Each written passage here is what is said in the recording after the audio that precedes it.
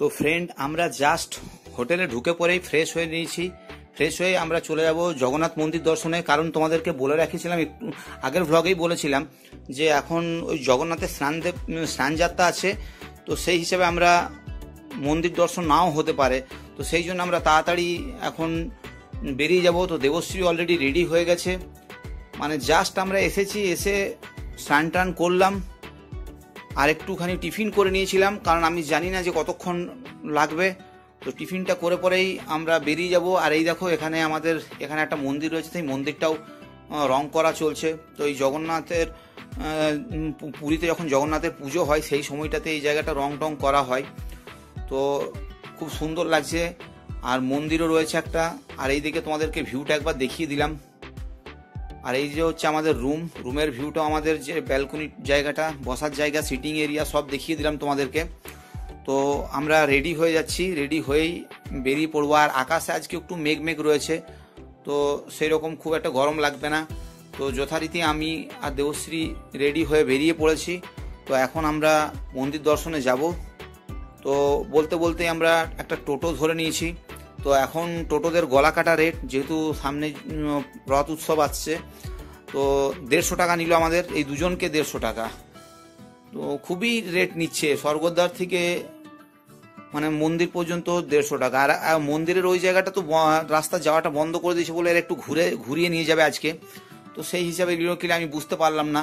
এই যে এই রাস্তাটাতে আমি কোনোবার আসিনি, এই দিক থেকে ঘুরে গেছে, মানে সোজা গিয়ে বাঁ সাইডে চলে এসছে।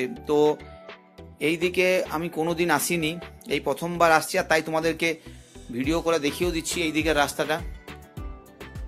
আর এই রাস্তাতে আমার অবাক লাগে যে মোটর সাইকেল ঠিকভাবে চালানো যাবে না, এত সরু রাস্তা, এরা গাড়িগুলোকে ঢুকিয়ে দিয়েছে। মানে আমি তো খুব আনইজি ফিল করব এইসব জায়গায় গাড়ি চালাতে।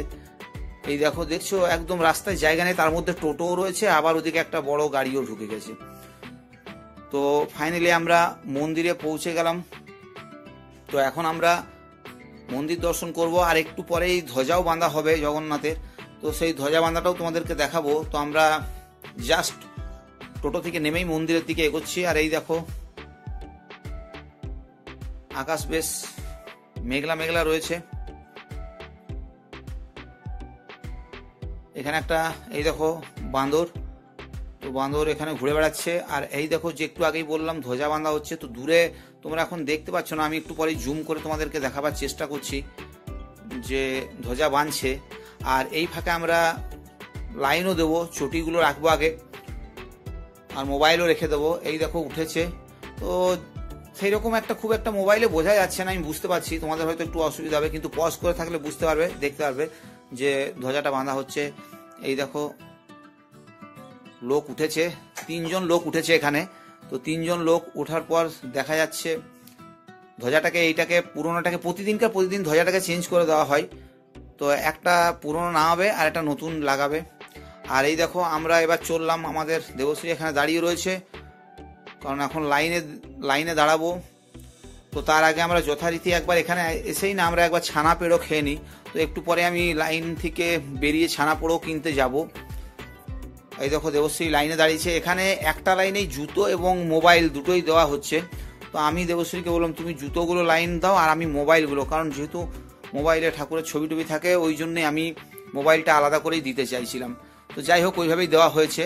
আর তোমাদেরকে একটু মন্দিরের ভিউটা, আর এইদিকে বাগান করেছে, সেই বাগানের ভিউটাও তুলে ধরলাম, দেখতে খুব ভালো লাগবে তোমাদের। তো খুব সুন্দর লেগেছে।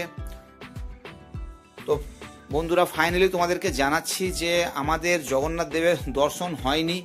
কারণ হচ্ছে আমরা একদম সামনাসামনি যেও তারপরে হট করে বন্ধ করে দিয়েছে, বললো যে না আজ এই পর্যন্তই, এবার আর মন্দির খুলবে না।